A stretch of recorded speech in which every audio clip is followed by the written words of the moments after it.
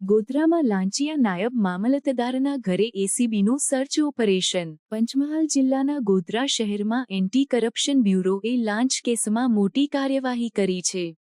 પ્રાંત કચેરીમાં ફરજ બજાવતા નાયબ મામલતદાર મોહમ્મદનીમ રાણાવડિયા અને પટાવાળા ગણપત પટેલને 1 લાખ રૂપિયાની લાંચ લેતા રંગે હાથે ઝડપી પાડવામાં આવ્યા છે.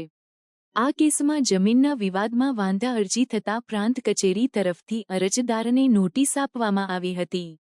અરજદારે જવાબ રજૂ કર્યા બાદ આરોપી નાયબ મામલતદારે 2.5 લાખ રૂપિયાની માંગણી કરી હતી.